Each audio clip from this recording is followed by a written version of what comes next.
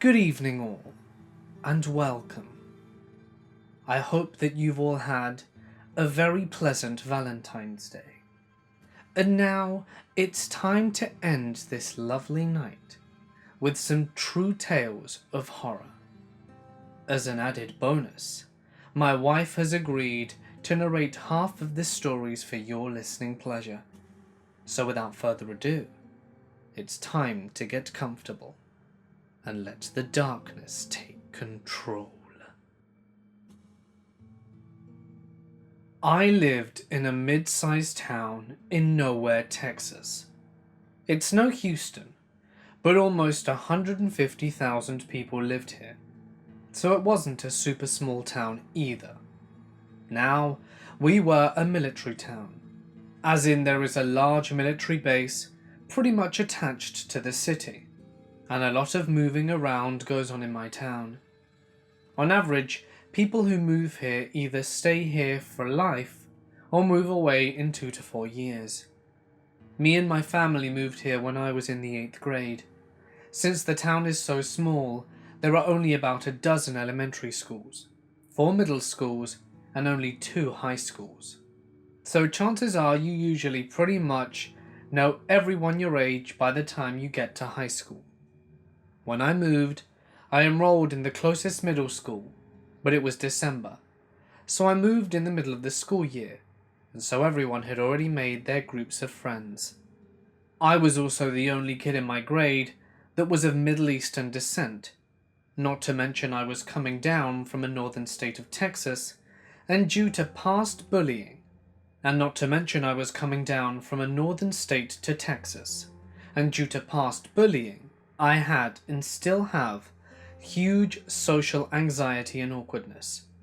I didn't make any friends for a long time. I still remember listening to Eminem on my iPod and eating lunch alone for the first 8th grade, and eating lunch alone for much of the grade, until I made not only the first friend in town, but my first female friend ever. Her name was Maria, and she had lived in this town her whole life. She was of Mexican descent, and we had a similar upbringing, so we got along great. Thanks to her, I found a friend group of my own, in her friends, and she would be kind enough to tell me the details on people around school, like she was telling me who were the good kids, the bad kids, the smart kids, and the like. By the time junior year of high school rolls around, I'm fairly popular, and me and Maria are still friends. She had her own circle, and I had my own, but we still hung out every now and then. Plus, we had a bunch of classes together. One of these classes was competitive choir, so we had class plus after-school training for the choir club. At first, we used to sit wherever we wanted, but we were later arranged by vocal range, or whatever it's called. She was an alto, and I was a bass. If you're into music, you probably know what I'm talking about here. Now, I sat next to a friend of mine, Dave, and the new kid, Zach. I remembered my time alone, and how brutal this town could be, so me and Dave befriended Zach, and soon they were in my group of friends in choir, and Maria now had some other girls, and her friends. Zach was a bit weird. A good-looking kid, but he had a lisp and was shy and barely spoke. When he did speak, it was nothing unusual that I remember. He was a pretty normal guy, except for one conversation where he got really graphic and told us about his fetishes, and the stuff was way too kinky, at least for me at the time, so we just laughed it off. He was also super religious and heavily involved with his church group, and would often text me Bible verses before going to bed. One day, when I had extra time in choir, my friend Dave told me that he had a crush on Maria, and that if I didn't mind I should introduce the two. And they hit it off, and were hanging out and going out together, but not together yet. Ah, high school. Anyway, we had a state competition, so we would get to skip the whole school day and go compete, and then our instructor would let us out at the mall and would take us back to school only when it was time to go home. Maria was getting frustrated that Dave hadn't made his move, which I promised he would since we talked about it. So somehow this turns into a group thing, and at the mall the two of my friends would meet up with Maria and her two friends at the mall for lunch and to hang out after. So me and the boys get talking about which of the girls we're interested in. Dave was with Maria, obviously, plus she's a homie, so she was never an option for me. So it was between the other two girls. Zach was awkward and shy, so the choice was up to me. Luckily, I have Maria in my corner, so I asked her about her friends. One was a blonde girl named Alyssa, and the other was a redhead named Samantha. So Maria knows me pretty well, and she tells me that Samantha is into anime and heavy metal. She was also the biggest gamer, but she liked to keep that all on the down low. All stuff I was into, and she told me Alyssa was weird and she was super Christian.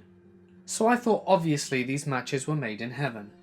Me and Maria laughed at how perfect Zach and Alyssa were together, and we exchanged stories in order to determine who was weirder. It was her. Anyway, the night goes well, and eventually we all end up dating the people we were with that night. Samantha and I dated for the rest of junior year throughout summer, and she broke up with me a few weeks into senior year. Honestly, I didn't blame her. Because of my background, I'm not allowed to date, so I had to hide our relationship. And like I said, the city was a moderately small place, so the chances of running into someone I knew, or worse, my parents, were pretty damn high. So we barely ever went out. Plus, she was really attractive and she was a gamer, so her window of opportunity was pretty big. Definitely better dudes than me. Dave and Maria got married, and now even have a kid together. We're still friends to this day. Anyway, Zach was in a lot of my senior year classes. In fact, I would say he was in 6 out of 8. So at first, he was his normal self and we were friends from last year, so I thought I knew him pretty well. But one day he stopped hanging out with me, and he appeared angrier and angrier every passing day. There would be multiple consecutive days where he would just come into class dressed in all black and wouldn't say a word, not even to the teachers. One day when he wasn't there, our English teacher told us that the staff were worried about him, and they reached out to his parents, and they didn't tell us what was going on, but that we shouldn't be mean to him and be very cautious around him. Senior year was about 2 months from being over, when the craziest story starts spreading through the school. Alicia was hospitalized after they found cuts and bruises on her, and she told the authorities that it was Zach. And when we had seen him talking to the police at school the next morning, indeed, his fists were bandaged up, and some people said they saw him crying and confessing. Zach didn't graduate with us. He was moved to some other facility after a few days, and I never saw him again. But my hatred for him had just formed. Fast forward. I went to college in the same town, and nearly all of the kids that decided to continue on to college stayed in the town and went to the same local state university. I dormed for my first semester, but after my awful experience with my drug-addicted first roommate, I moved back with my parents, but due to differences in morals, we drifted apart, and they moved away to another state. My group of friends in college was different from when I was in high school. In fact, only a few of them were from this town, and one of them was Alyssa. Now, she had a real change during the past few years. Understandably, she was in a rebellious phase, so she abandoned Christianity, cut ties with her family, and moved to Montana. She got heavy into drugs. Thanks to my one and only roommate, I was familiar with a lot of drugs, and I myself had become a constant toker. She told us about her family, drugs, and religious issues. She would interrupt conversations to bring up this kind of stuff quite often. It was really weird, and we were all kind of annoyed by her, but because we all knew what she'd gone through, we were nice to her. Besides, Zach was back in town, and we'd all seen him around somewhere. Again, small town, so a visit to Walmart without running into someone you know is unlikely. All the stuff Alyssa randomly brought up were the stuff I can relate to. So one day, I tell her about my own experience with a toxic family. And at this point, I was ex-Muslim, and I also was bouncing around friends' couches, so we had a bit of ground to relate on, and we end up having a nice conversation. Next day I wake up, and she left me a few missed calls at obscure hours, and vague "hi" texts. I didn't respond. I just leave for class. During class I look out the door window, and I can see her walking outside. But I didn't really care, nor see anything weird about that at the time. I've seen myself, so I was pretty confident no one would ever follow me because of my looks, and I wasn't rich or anything, so nothing ever crossed my mind. When I left the room I said hey, and expected us to go our separate ways, but she started walking with me, and she was upset about how I didn't even respond to her.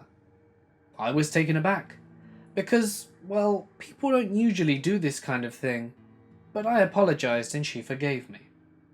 All of a sudden, she starts talking to me about how a number of different things, all within the span of a minute. And then, she started acting like we had been friends for so long. Now, she did go to high school with me, but almost no interaction ever happened.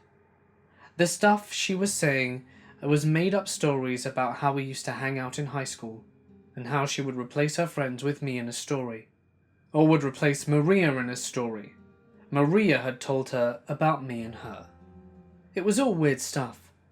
She followed me all the way to my car, and even convinced me to get some coffee with her. Again, knowing what Zach had done to her. I excused myself and went to my friend's house to crash. I ended up showing up pretty late to my buddy's apartment, and he's throwing a party.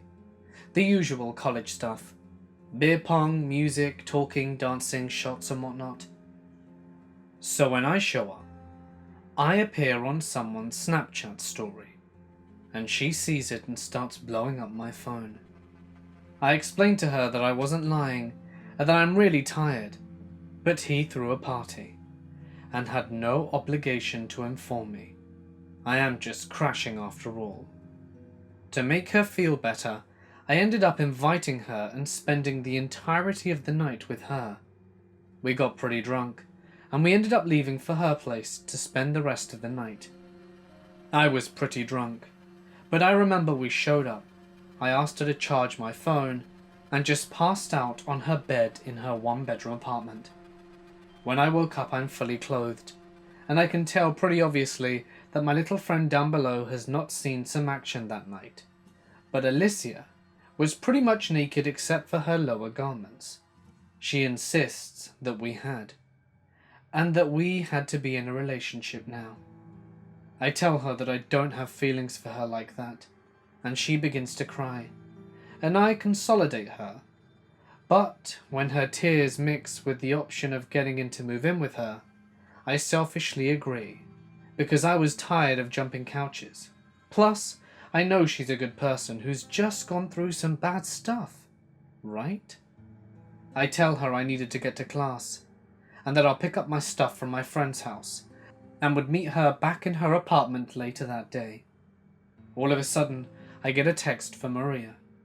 We probably hadn't spoken in a year or so, and she had seen on Facebook that I was now in a relationship with Alicia, which suspiciously was posted at 4 AM.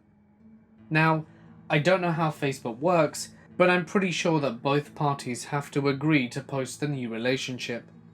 What's weirder is that it was done from my account, so the post was mine, meaning she probably used the fingerprint lock on the phone when I was sleeping. Sent herself the request, and then accepted it from her device, which was possible since I gave her my phone to charge, since the charger was on her side of the bed. Or maybe she had seen my password at some point. I doubt I wouldn't have woken up. Maria tells me that Alicia is crazy, and that she wants to meet up to talk about it. So I show up to Maria and Dave's place, and Zach was there. Apparently, he had gotten back in touch with Dave after graduation, and they were all living together for now. Zach tells me that she has bipolar disorder, and he starts listing off a number of crazy things she had done to him. The craziest of which were, she killed his dog with her car when he tried to break up, and then accused his mum of pushing the dog into the car. She would occasionally wake Zach up in the middle of the night with a knife to his throat and would threaten to slit it if he didn't admit to whatever she was accusing him of. She beat up his 15-year-old sister. She told lies about him to his parents. She told teachers at school that he was bullying her into staying with him, but didn't want the teachers doing anything about it. Later, she got even crazier and told Zach he couldn't talk to other girls, and that if he did, she would kill him. She told him she knew where he lived, and where his mum worked, and where his other dogs were, so he should listen to her. She would only do this privately, obviously, and wasn't always like that, and he told me she was pretty normal for the most part, but during her bouts of craziness, they'd last longer and longer every time they happened. The craziest story he told me was that when he was seriously trying to break it off with her, she threatened to kill herself if he didn't stop talking to suspicious people.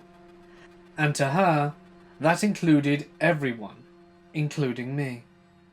When I asked him about the night he beat her up, he tells me that he was attempting to break up with her, and he had gotten further than he had ever gone before, and he thought he'd finally done it, after an hour or so of arguing. But then she showed back up at his place and outside on his lawn, and put a knife to her own throat, and said she would do it if Zach didn't punch his dad's truck. An odd request, and Zach didn't do it. But when he saw that she was pressing down on the knife, he punched the car with a little bit of force, basically tapped it, but this drove her insane, and she started cutting herself in a few places, screaming for him to punch, and then put the knife back in her throat and poked a little hole that drew some blood, which was enough for Zach to panic and punch the truck, fracturing his hand. He said that as soon as that happened, without even saying a word, she left. Zach's parents took care of the hand and weren't at their house when the police arrived, but at a relative's, and Zach was still newish, so nobody told him about Alicia accusing him of assault. In fact, he nor his parents knew, since they spent the night at their relative's house. He didn't know until he was talking to the cops the next morning at school. Also, Zach's parents were informed as soon as they got to work, because the cops showed up looking for them. Eventually, Alicia's parents and Zach and his parents had a meeting at school.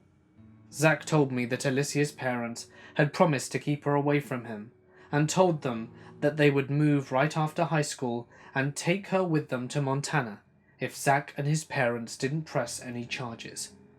The police believed Zach, because the doctors knew immediately that the bruises and cuts were self-inflicted.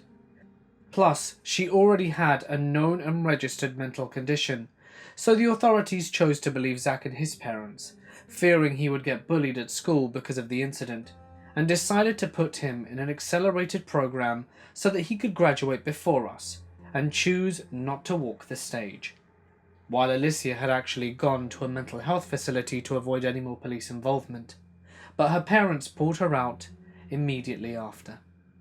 Anyway, he gives me her parents' number and tells me I should probably give them a call right away. But I decided that I would let her down gently but firmly tonight, and if she got too crazy I would call her parents, because the story could be made up, and I'm still a bit suspicious of Zach at this point. But when I opened my phone, multiple of my friends had texted me, telling me that some girl was showing up and demanding to see me, saying that she was my girlfriend and threatening them. I decided that I would call them now, while I was with Zach, who I believed now.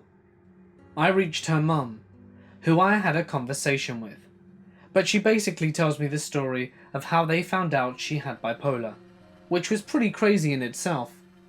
She confirms Zach's story and she tells us that Alyssa's older than 18, so they have no power over her, plus they can't do anything thousands of miles away. When I ask if she could talk to Alyssa for me, she flat out refuses and says, "Trust me, it's better if I don't get involved, especially for you." So clearly she wasn't any help, and I'm pretty sure she hasn't done anything illegal yet, besides yell threats, so I don't think the cops would have interfered either. Eventually Zach advises me, since there's nothing she really has on me, I'm not close with my family, nor do they live nearby, and that she doesn't know where I am now, nor will she know, because I am actually homeless, in a sense that blocking her and ignoring her would be a best option. If I were to have any interactions with her, they had to be in public, which was fine, since my school was the only place she knew I'd be. Maria mentions that Alicia didn't have good enough GPA in high school to attend the school I'm attending, and with some investigation from all the friends she and I were around, none of us had her in any class. After that, I told campus security about her and shared my experiences with them, and they told me that she indeed was not a student and that they would look out for her. Me and Zach, the guy I thought was the antagonist, ended up becoming roommates for 2 years, and we even moved to a different state together. I heard she was arrested at some dude's house because she pulled a knife on the guy, and her parents had to bail her out and took her back to Montana. Alicia, let's never meet again, and I hope you get the help you so desperately need. I'm a lesbian. I'm one of those girls who you would never guess is gay. I'm what they call in the gay community a femme, a gay woman who is very feminine, no short hair, etc. You get the drift. In 2016, I had a rather unpleasant breakup with my first love, whom I was with on and off for 3 years. She was actually the first woman I've ever been with, so you can imagine being so young and naive, this experience wasn't the best. Several months had passed of crying and being a general depression mess, until my loneliness and eager to love again brought me to Plenty of Fish, the dating app. I joined and I had the occasional messages from strangers such as, "Oh my god, as if you're gay," or a man would slide in my messages with general perverted messages. I was thinking of deleting it just after I'd only been on it for 2 weeks. I received a message from, let's call her Alice, one evening. Now she looked beautiful, long black hair, blue eyes, tall, and had what seemed a cracking personality which instantly caught my eye. We spoke for 3 weeks via WhatsApp, and then leading on to phone calls, etc. The usual exciting stuff which eventually leads up to a meetup, which we decided to do. I met her on an evening outside one of my city's gay bars. I walked out of the taxi to be greeted by 2 unknown people. I remember thinking, what the hell? A ginger-haired boy and a tiny woman with glasses. Now she must have only been around literally 4'8". Being stunned to meet them, I say, "Hey," and we all sat down. Now Alice was inside and I could see her, and she looked rather different from her half figure I could see. She slowly came out and she looked almost a different person. She had short brown hair, brown eyes, and was very top heavy. Not exactly the best date when you feel you've been catfished. However, I didn't want to be rude, as I'm a bit of a people pleaser that way. I stayed and we spoke.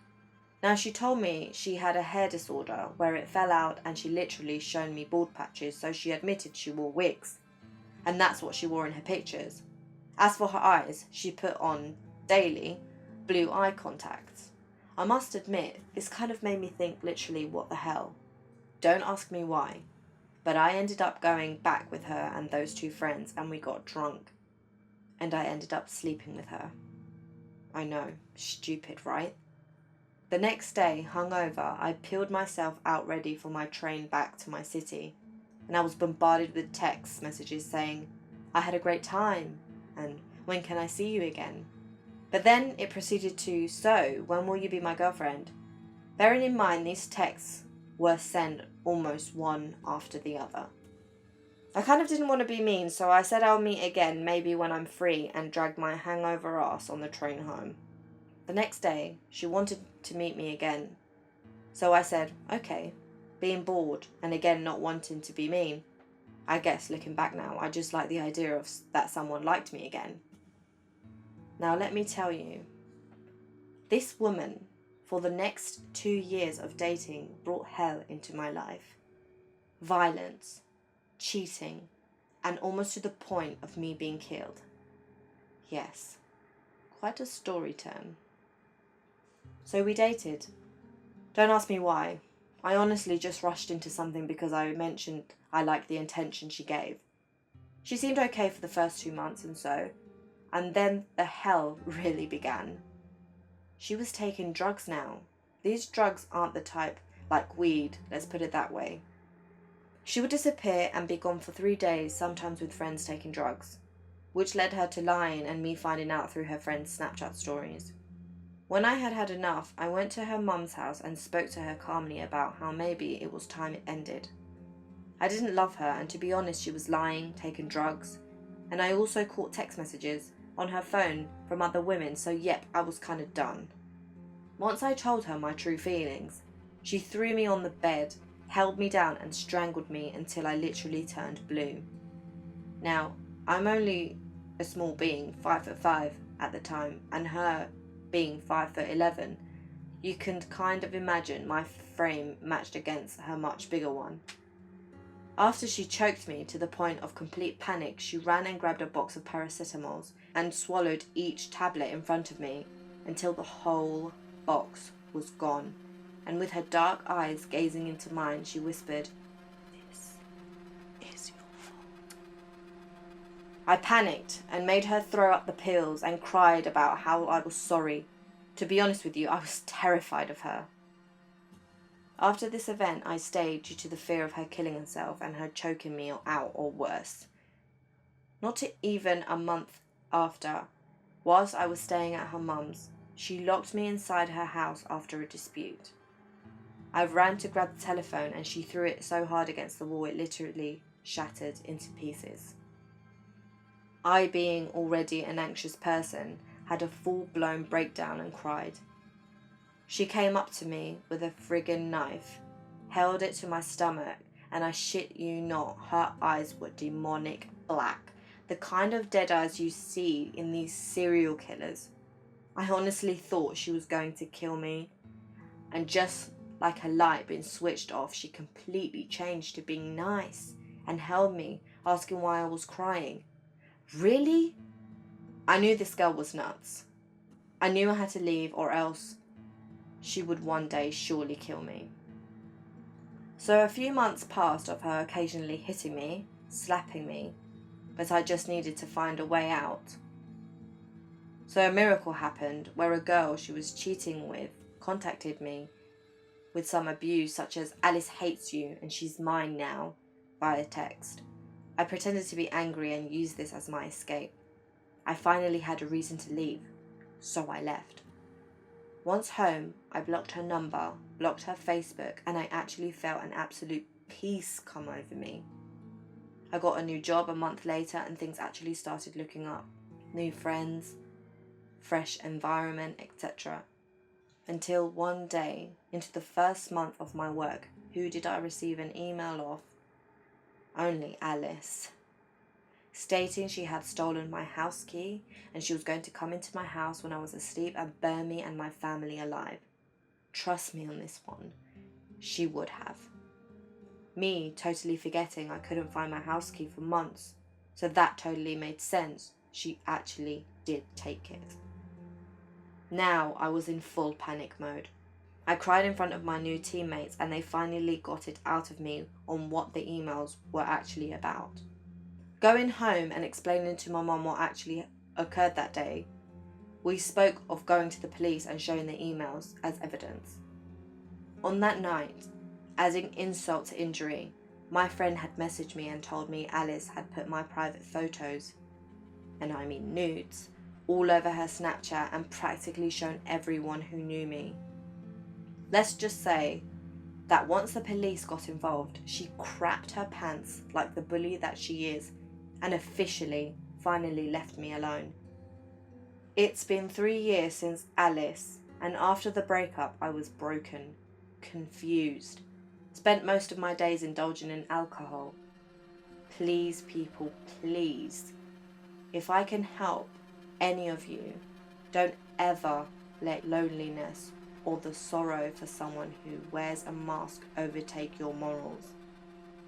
This is a story which almost broke me, so always make sure that if you do get a bad vibe or if they strike you once, please make sure that you leave and that you do not do what I have done.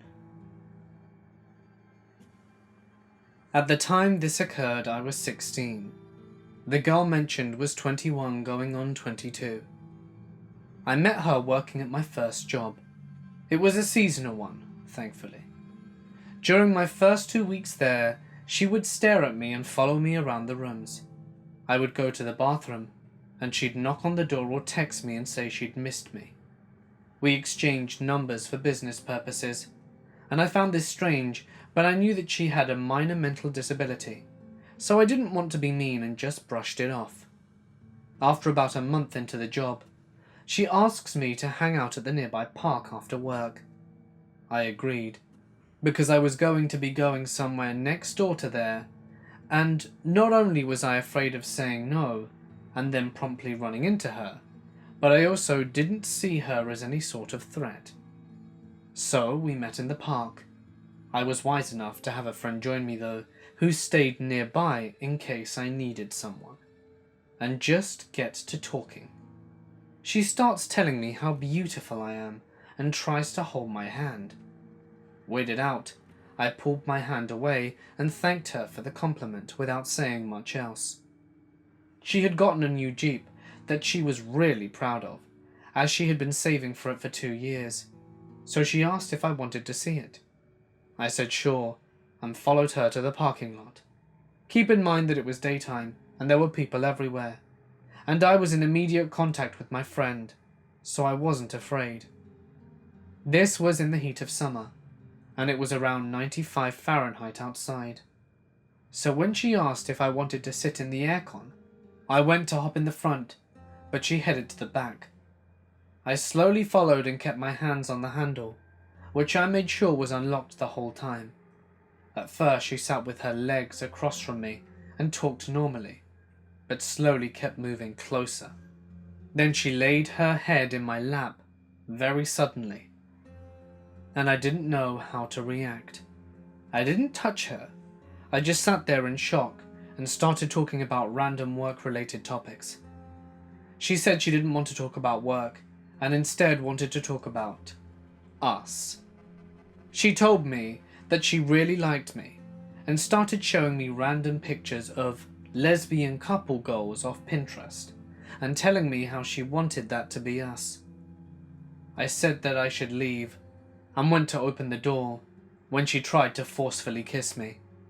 I moved my face away and she missed, so I got out of the car and said that I needed to leave and ran inside the store with my friend and was freaking out. It doesn't end there.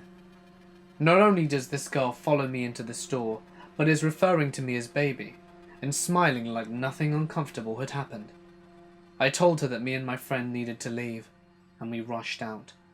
All the while she yelled at me to see her again soon all the way up to the car. For the rest of the job, which was the rest of summer, she would text me almost daily that she was in love with me and wanted me. She gave me notes at work, putting them in my purse and jacket, and started telling our co-workers that we were dating when we absolutely weren't. As soon as the job ended, I blocked her number, only for her to get a new one and text me from there. Blocked again. Then she proceeded to get those weird emails to text services online and started texting me from there. I blocked every account she made. She added me on social media through contacts, and I blocked all of the accounts she made, but she kept on making more. I then found out through another co-worker that she had a boyfriend of 3 years and was trying to cheat on him with me. I confronted her about this and told her to leave me alone. For more than 2 years after this, she would text me every few weeks to every few months from a new account to try and win me over. Then I ran into her at my new job, and she started showing up at every event that my new job hosted and would not leave me alone during them, following me everywhere, begging for me to call her. All the while my bosses watched in confusion and I had to explain myself.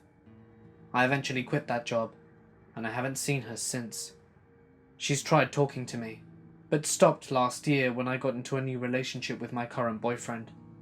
I'm sure, though, that this probably isn't the last I'm going to hear from her. So I had just gotten out of a pretty significant relationship with someone of 4 years. Nearly engaged and moving in together, etc., when things fell apart. I took a good amount of time to be on my own and get my crap together again when my friends began encouraging me to get back out there. Needless to say, I really wasn't wanting anything at that point, nor looking for anything. But they insisted that I at least just go out on a few casual dates, for practice. Just to kind of get my skills back up for when I was ready. I think they were honestly just worried because I had become a bit of a hermit. So I matched with this girl, who's home from college for the summer. She's a little out of the way from me, but was eager to meet. Seemed really interested. Was even willing to come to my area, etc. I really wasn't all that interested, to be truthful, but my friends again encouraged this. Practice, whatever that means. A date doesn't mean commitment, whatever.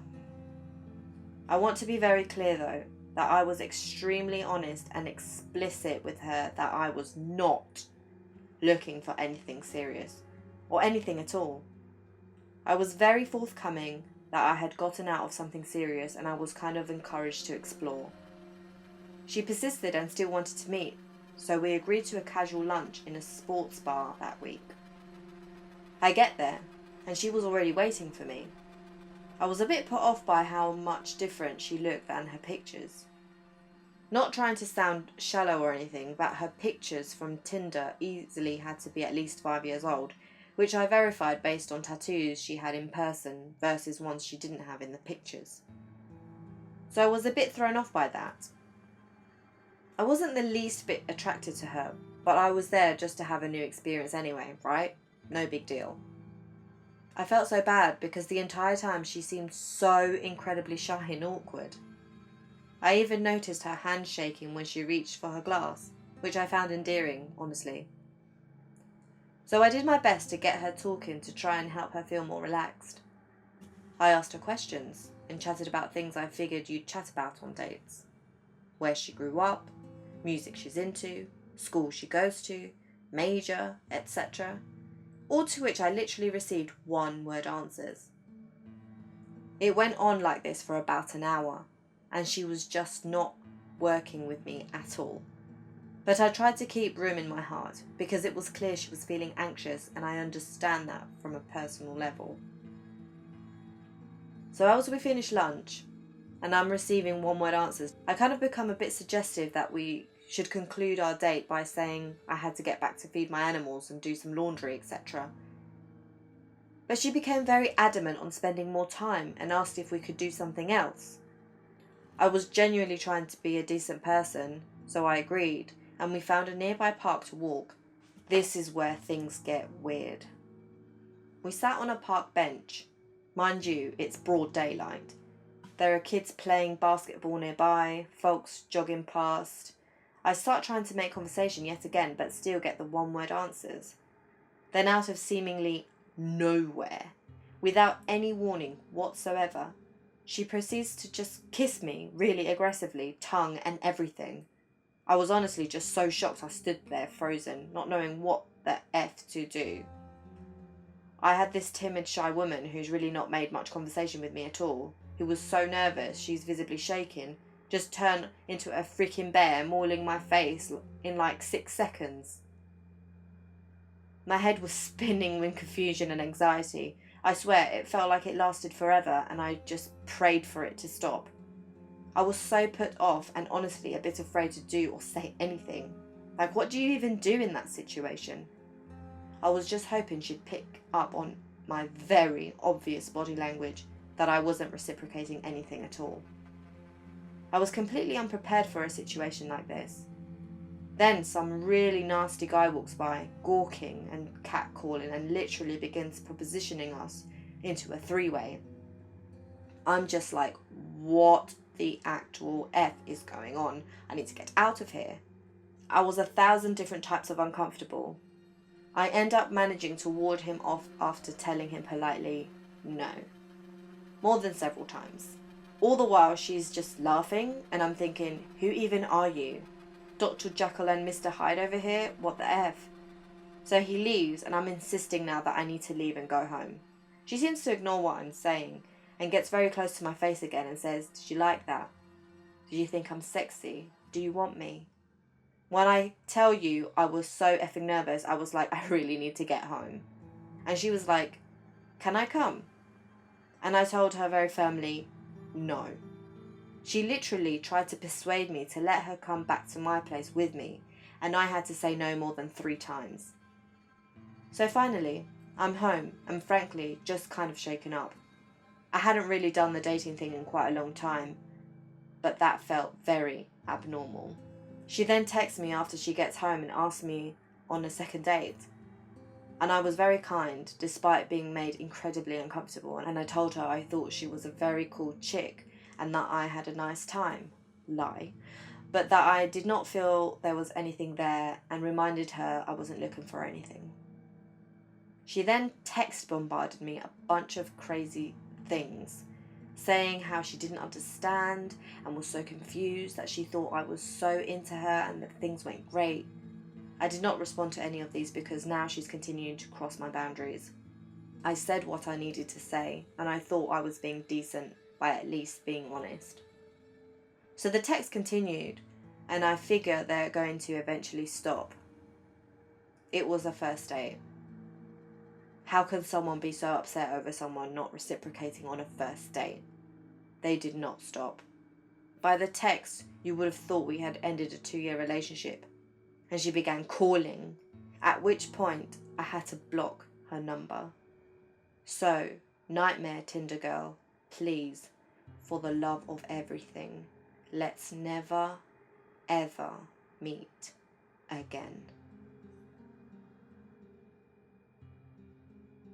Hey guys, thank you so much for listening. We hope that you've enjoyed this video, and we also hope that you've had or are having a wonderful Valentine's Day. We hope that you don't encounter any situations like the ones that we've just told. Also, I wanted to give a thank you to all of you who wished me well and my daughter as well when we were ill. It means so much to us that you are so supportive and loving, and it's just amazing that we have this wonderful community. So thank you. Also, if you're new here and you like the content that Mort creates, don't forget to leave a like, subscribe, leave a comment below as well on what you thought on our video. We'd love to know. But for now, stay awesome, and Mort will see you in the next one.